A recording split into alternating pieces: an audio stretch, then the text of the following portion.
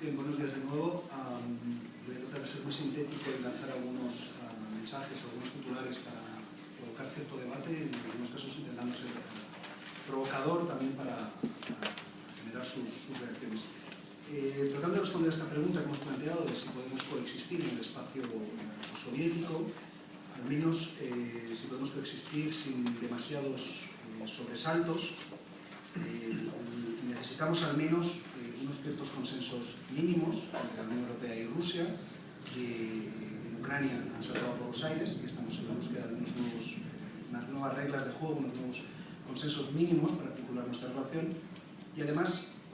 hace falta un cierto nivel de confianza, y en este momento no tenemos ni lo uno ni lo otro, porque es evidente el nivel de desconfianza estratégico tanto entre la Unión Europea como Rusia. Quiero incidir en mi presentación en un hecho que no descubro nada nuevo, en que hay un evidente choque de percepciones entre Moscú y Bruselas, entre Rusia y los países europeos. Percibimos la realidad de forma distinta y sobre todo nos percibimos de forma muy distinta. Y me interesa enfatizar dos aspectos que, aunque son conocidos,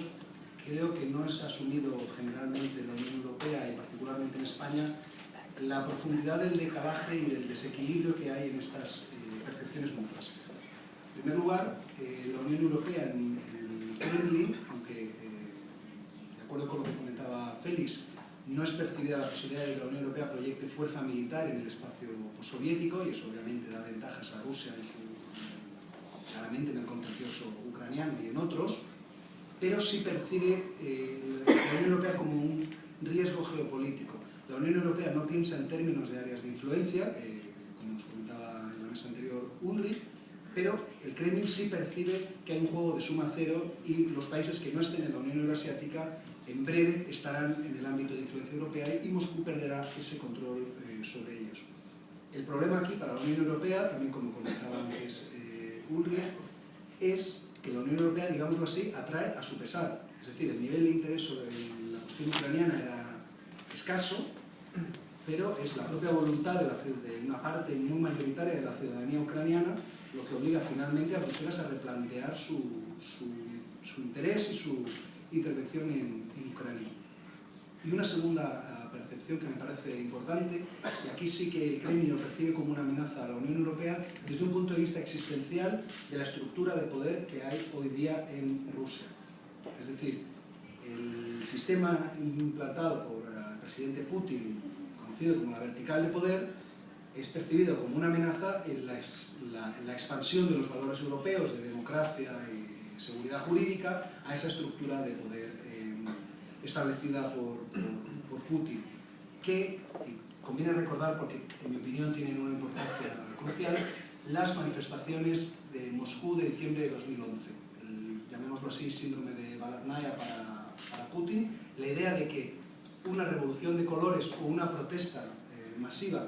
en Rusia era finalmente posible. Y desde entonces asistimos a un intento claro por parte de Moscú de revertir esa posibilidad, de ahí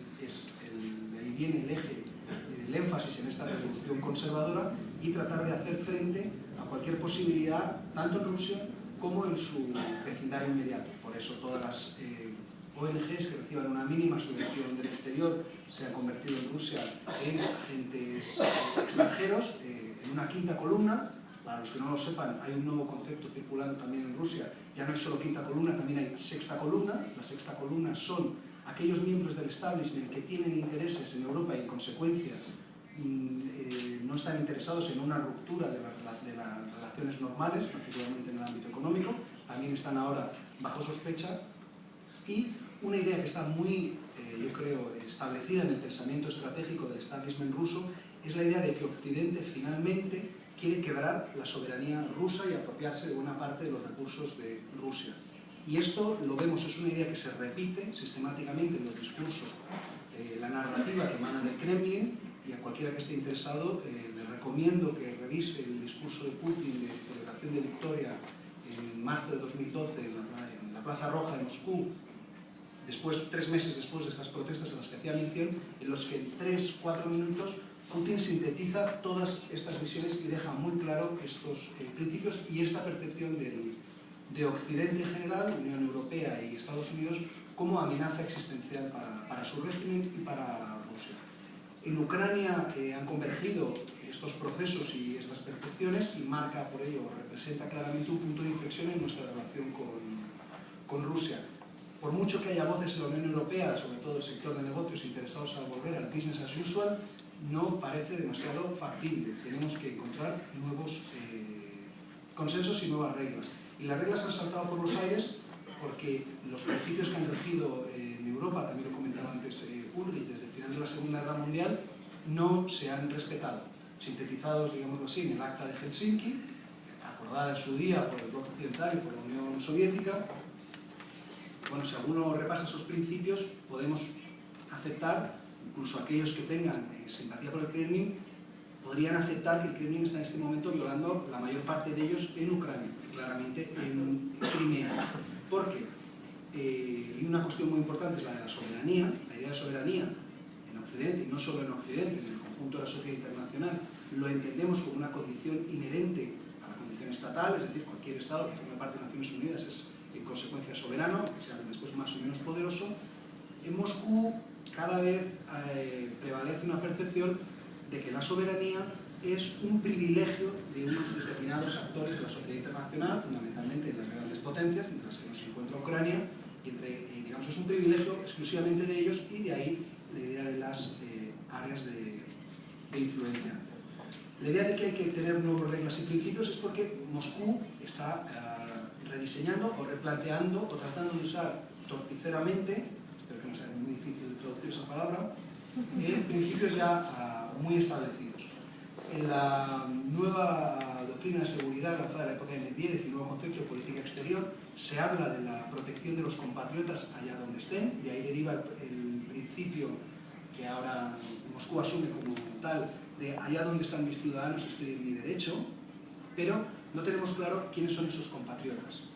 ¿Son los rusohablantes? ¿Son los rusos que quedaron en las nuevas repúblicas independientes en el espacio exsoviético? ¿Quiénes son estos compatriotas? Eso genera mucha incertidumbre, y más cuando es una práctica muy habitual que se hizo en Crimea, se hizo en Abjasia, se ha hecho en partes del norte de Kazajstán, que es el reparto a discreción de pasaportes, lo cual genera mucha incertidumbre. Y porque este principio, y por supuesto es una caricaturización, pero podría incluir en algún momento Salou, ¿no? Digamos. Y lo digo como una broma, como una caricaturización, pero con la idea de que no es un principio claramente establecido ni que nos permita saber a qué aplica. Cuando hablo de utilización torticera o de principios o de prácticas, me refiero a la simulación de procesos que dotan de legitimidad a nuestros sistemas políticos, y claramente me refiero a la recreación de un proceso electoral hace 2 días en Donbass, o a la recreación o realización en condiciones inaceptables y sin ninguna garantía y legitimidad de un referéndum en Crimea. Pero también me refiero a instrumentos de tecnología política, que es un concepto que se utiliza en Moscú desde hace muchos años, con la idea de, porque hay una percepción muy extendida en el establishment de hay una serie de instrumentos que son una tecnología política diseñada en Occidente, particularmente en Estados Unidos, para influir, para tener acceso, quebrar esta soberanía rusa. Pues hay un intento muy claro en los últimos 15 años de tratar de crear unos instrumentos propios para hacerles frente. En algunos casos son más burdos o grotescos. Se habla, tal vez algunos de ustedes conozcan este concepto de las GONGOs, que son las Governmental Non-Governmental Organizations, o Government Sponsored Non-Governmental Organizations, es decir, organizaciones no gubernamentales gubernamentales, algunas de ellas con vinculaciones muy evidentes, otras menos. O, en último caso, por mencionar el último ejemplo bastante pintoresco, pero que ya veremos qué recorrido tiene, el de la ASTE, que es la asociación o agencia, no lo tienen claro incluso sus propios miembros, para la seguridad y la cooperación en Europa. Es decir, los observadores que han estado estos últimos 2 días en Donbass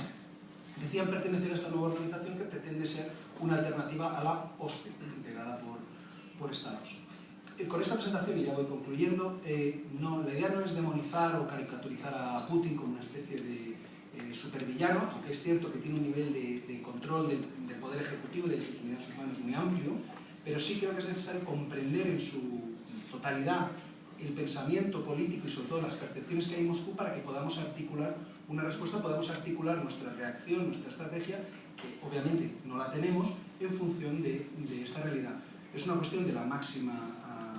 relevancia relevancia, porque no hay ningún otro factor como Rusia que divida tanto a los socios europeos, no hay ninguna otra cuestión que nos genere tantos desequilibrios internos. Y concluyo con algo que creo que es fundamental y en pleno desarrollo, de lo que probablemente no somos muy conscientes, y es que la idea de Putin no es solo consolidar su idea de dominio en Rusia y en territorios adyacentes, que incluye lo que entiende como el extranjero cercano, que no es exactamente internacional, no es exactamente el extranjero, sino es algo un tanto ambiguo, sino que hay con esta revolución conservadora lanzada desde 2011-2012, un intento también de tratar de desafiar los valores dominantes en Europa, los valores de la democracia liberal, porque Eurasia, la idea del espacio eurasiático, sobre todo de la construcción de Eurasia, no es solo una cuestión económica, no es solo una cuestión geopolítica. Comentaba Julia que es una cuestión muy controvertida. También Gonzalo hacía mención de la endeblez todavía del proyecto desde un punto de vista económico. Y la cuestión ideológica, aunque sea aún controvertida y esté por ver realmente el recorrido que va a tener, conviene tener presente que, sobre todo entre los ideólogos más conocidos del proyecto eurasiático, el más conocido y ahora últimamente sale mucho en prensa, Alexander Dugin, claramente quiere confrontar con su perspectiva neotradicionalista, en algunos casos neofascista, trata de confrontar los valores que sustentan nuestro sistema de democracia liberal. Y en esto está encontrando apoyos no solo entre la extrema derecha, son conocidos los casos Amanecer Dorado en Grecia, Frente Nacional en Francia, Gibek en Hungría, sino también entre sectores de la izquierda. El Parlamento Europeo, desde el caso español, ha sido muy evidente la posición de Izquierda Unida y Podemos, de respaldo, insistiendo en no simpatizamos con el régimen de Putin, pero repetimos acríticamente todo su argumentario sobre la cuestión de Ucrania. Y esto, veremos qué recorrido tiene, pero plantea un nuevo desafío, porque hay bastantes sectores dispuestos a escuchar, ya sea por la cuestión del tradicionalismo, que resulta atractivo para determinados sectores, sobre todo sectores conservadores y de la derecha, como la idea de un contrapoder a Estados Unidos entre aquellos sectores más de izquierda, y eso creo que nos va a plantear bastantes desafíos de cara al futuro inmediato. Gracias. Muchas gracias, Nicolás, por esta presentación tan clara, concisa, que seguramente levantará mucho debate, pero bueno.